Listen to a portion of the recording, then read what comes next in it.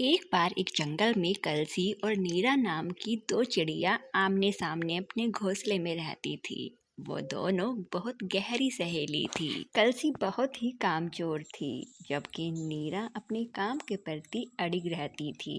एक दिन जंगल में बारिश हो जाती है। बारिश इतनी तेज होती है कि नीरा और कलसी का अपने घोंसले से निकलना मुश्किल हो जाता है। पूरे 2 दिन हो चुके थे कि बारिश रुकने का नाम ही नहीं ले रही थी। उधर उनका खाना पीना भी खत्म हो चुका था, जिस कारण नीरा और कलसी बहुत उदास थी।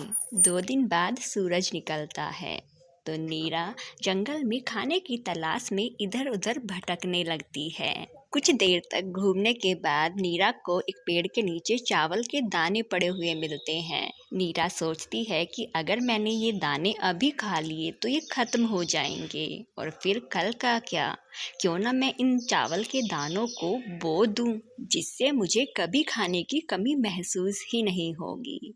नीरा ने अपनी पूरी मेहनत से चावल के बीज जमीन पर बो दिए और उसमें खूब मेहनत की।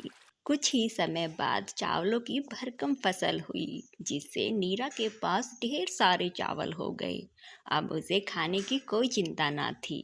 लेकिन दूसरी तरफ उसकी सहेली कलसी ने आलसी होने के कारण कभी भी मेहनत नहीं की। वह हर रोज नीरा के पास जाती और मुफ्त में दाना खाने लगती। एक दिन नीरा ने कलसी से कहा, देखो कलसी, तुम रोज मेरे पास दाना खाने आ जाती हो, उससे मुझे कोई परेशानी नहीं है। लेकिन अगर तुम भी मेहनत करोगी तो तुम्हारे पास भी ढेर सारा खाना होगा। लेकिन कलसी ने नीरा की बात को अनसुना कर दिया।